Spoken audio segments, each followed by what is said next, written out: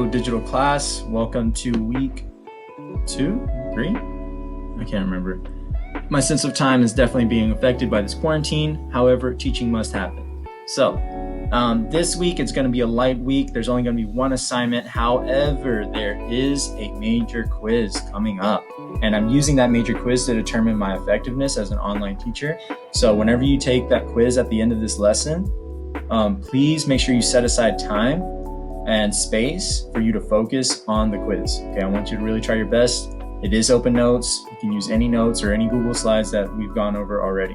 Today, we're going to be talking about theories of physiology of emotion.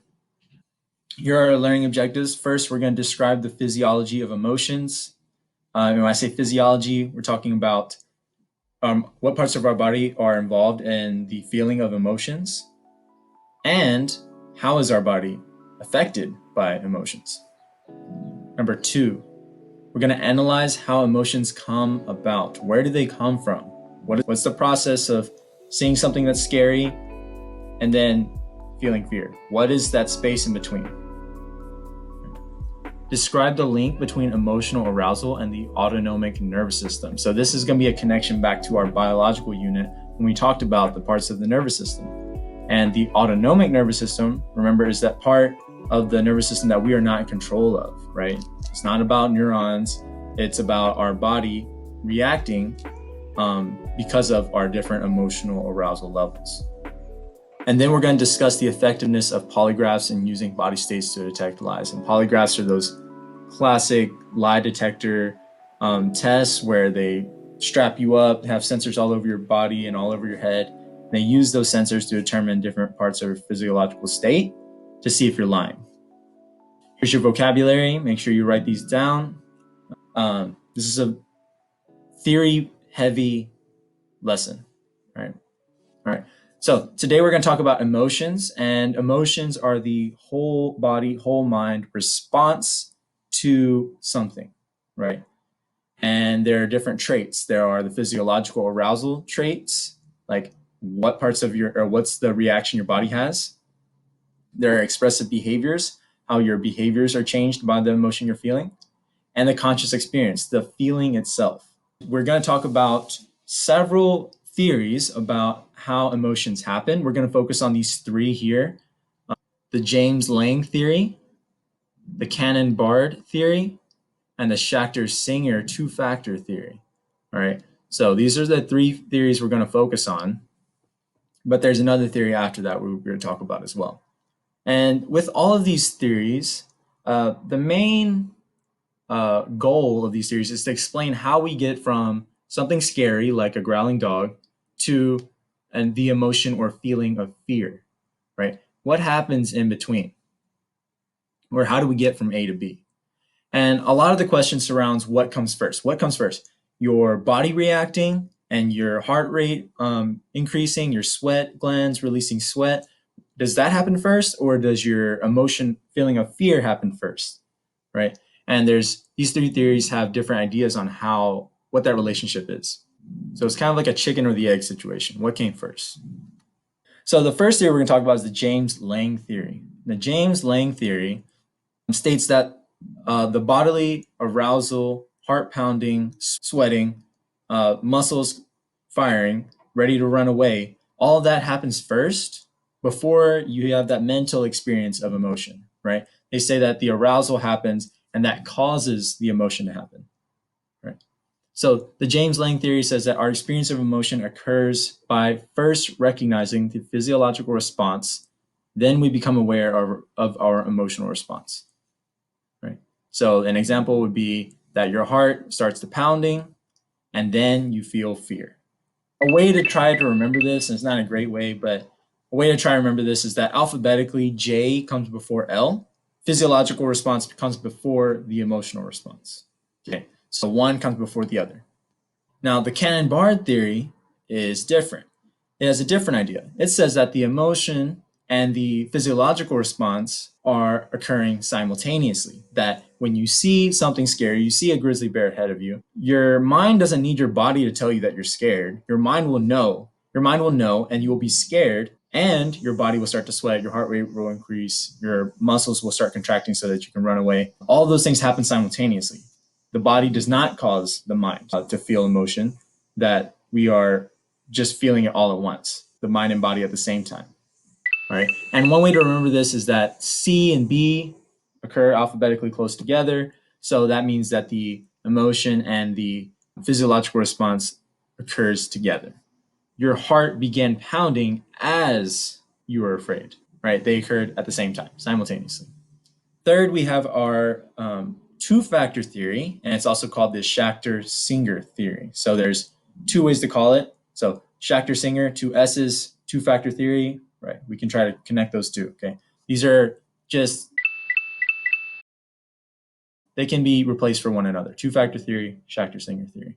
Schachter and Singer, they have a different idea. And their idea is that you can't simply just be afraid by itself. The feeling of emotion comes from two things. First, being physically aroused, like you see the grizzly bear, your heart starts pounding, you start sweating, and you have to have a cognitive label on that arousal, right? You have to have an idea of what is causing you to feel this way before you feel the emotion.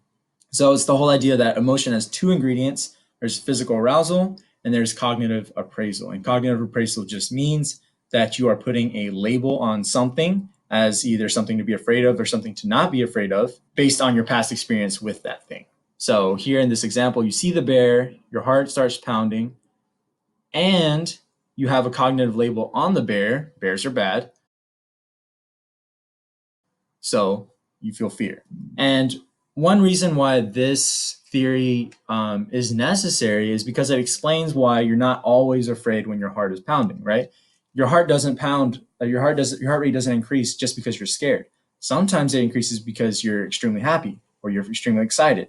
So whatever cognitive label you put on the stimulus can change the emotion that occurs, right? Even if the physiological characterizations are the same. And this kind of leads us into the spillover effect. The spillover effect is the idea that our response to one event carries over and affects our response to other events. That is, emotions can be kind of transferred. And the classic example is like whenever a city's football team or something wins the national championship or something crazy, right? It doesn't matter if the team wins or loses, they're going to destroy downtown. That's going to happen whether or not they lost or they won. That arousal just kind of leads us into behaviors that are similar for both. That is my best explanation of that. So another explanation could be that a lot of times people feel fear whenever they're watching a scary movie, they're playing a scary game, or playing like, I know when you're a kid, like you're playing hide and go seek and get kind of scary.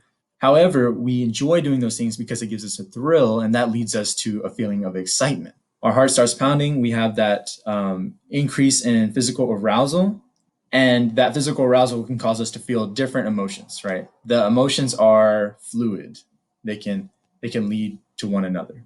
I want us to think about the spillover effect and how it relates to the two-factor theory. Right? The two-factor theory being that we need a cognitive label to feel emotion.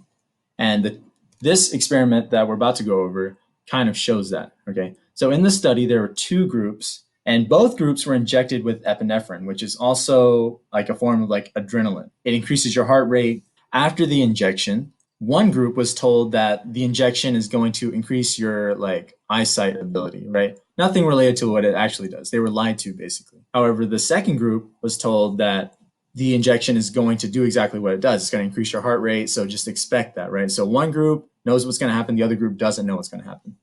People from each group, they would go into a room and there would be only one other person. There would be one person in front of them and they would be acting either extremely angry or extremely excited. They'd be displaying the behaviors of that emotion. The people who did not know that the injection was going to make them feel very aroused, they started getting angry or excited too. They like caught they were infected by the emotion of the other person in the room. The people who knew what the injection was going to do, they didn't feel that, right? They knew that they were going to feel like their heart rate increase. And so they just kind of thought like, oh, this person's acting crazy. But I'm not, right? I'm not angry. I'm not excited.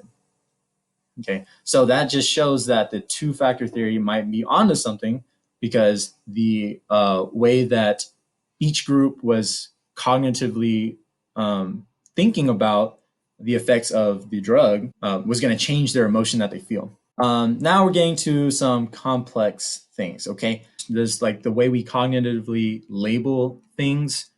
Does that really change our emotion that we feel?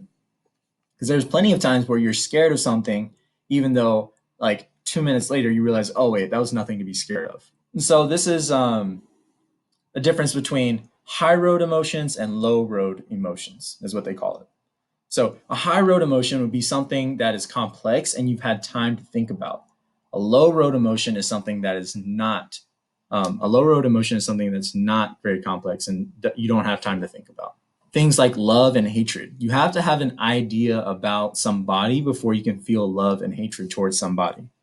The parts of the brain that are active in the high road is the cortex. All right. So we're going to focus on this first face here. Whenever your eyes see something scary, it sends that information to the thalamus. The thalamus is a sensory processing place in the brain.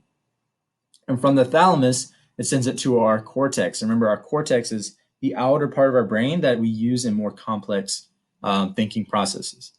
The high road says that your thalamus will send that information to your cortex, and from the cortex, it sends that information to the amygdala. And remember, the amygdala is the emotion processing center, right? It's like headquarters in that movie that we watched. What was it called? Inside Out.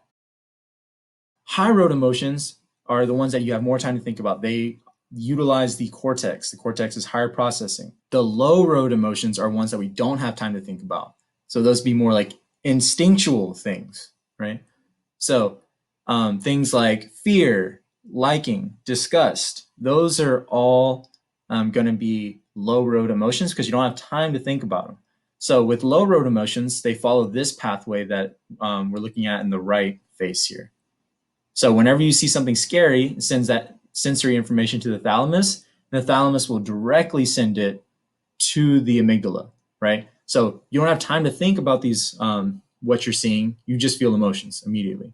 Lazarus said that most information is unconsciously processed. We have that low road, right? So stimuli is going to come into the thalamus, that part of the brain that processes sensory information, and then it's sent along the low road to the amygdala, and that happens every time. However, Lazarus says that we have a feedback loop, right? That after you feel that emotion, your high road process is still going. So it's like a parallel processing, two things happening at once. While the low road is processing, the high road takes a little longer, but it's also processing. And it sends that information to the sensory cortex. And once your sensory cortex, your higher order thinking abilities are able to kick in, they can come in and modify or change the emotional response, right? And that happens all the time whenever you see something scary. But then later, your higher order thinking, your cortex is able to process that, oh, it's nothing to be scared of. It's fake. It's not really a werewolf, right? That thing that's holding you. What this tells us, and a positive thing that comes out of this theory, is that people can train themselves to either not be scared or not be disgusted, or they can train themselves to like different things by using their higher order thinking skills. Now we're going to talk about the link between emotional arousal and the autonomic nervous system. So no matter what the emotion is, some emotions will have a sympathetic, more arousing effect, and some will have a parasympathetic or calming effect. So this kind of goes back to biological psychology. We had the autonomic nervous system, which has two modes. One mode is the sympathetic mode, and that's going to be it's going to get our bodies ready for fight or flight situations. So maybe your pupils start to dilate, your skin starts to sweat, your heart rate increases, right? It's getting you ready to run or fight. And then we have the parasympathetic division. So with this one, it's like your pupils will contract, your heart rate will slow down, you're able to calm down. You can try to imagine different emotions that would do each one, right? When you're feeling fear or excitement or extreme euphoria, you might feel sympathetic, feel the sympathetic division kicking in. However, whenever you're feeling very tired or lazy, or maybe just happy with the situation, you might feel the parasympathetic division kicking in. Now, this all relates to how polygraphs work. Polygraphs operate on the idea that you can tell what somebody's feeling based on their sweat glands, which is what they're collecting here, their heart rate, which is what this thing does, this part of the polygraph does.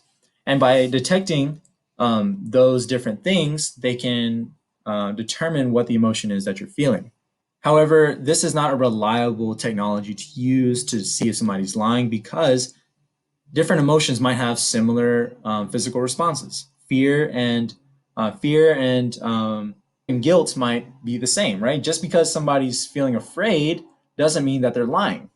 In fact, rape victims, when they are telling their story, they may begin to start sweating because they are reliving that experience, that very traumatic experience.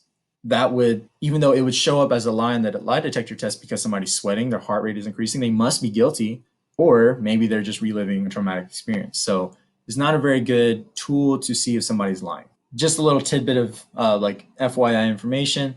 Neuroscientists demonstrated that you can use fMRI brain scans to see if somebody's lying.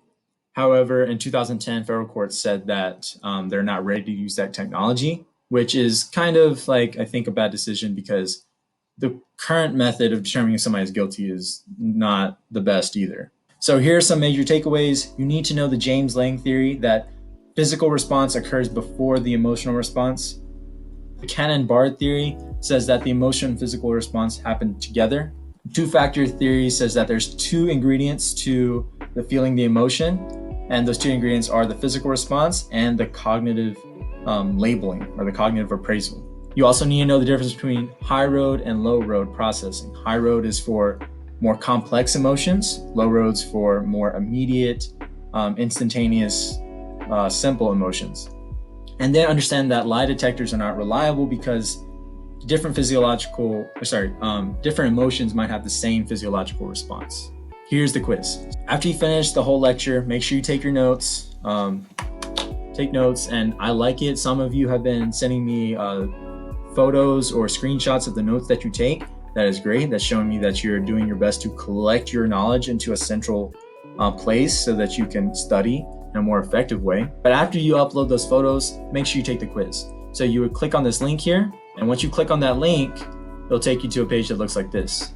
So you'll put your name, answer these multiple choice questions, and then you'll press next, and then there's an FRQ section. Remember that our AP exam is going to be mostly or all FRQ, so I'm trying to get us ready for that. All right, I wanted to make it a little fun this time. Now there's not a situation you have to read. Rather, I included a video of something for you to watch, and then you're going to connect your FRQ responses to this video. So when you watch this video, it's a cool video. It's a 360 video, so you can like spin around. So first you can like, it's a video of people riding a roller coaster. So first you can face the people who are riding the roller coaster.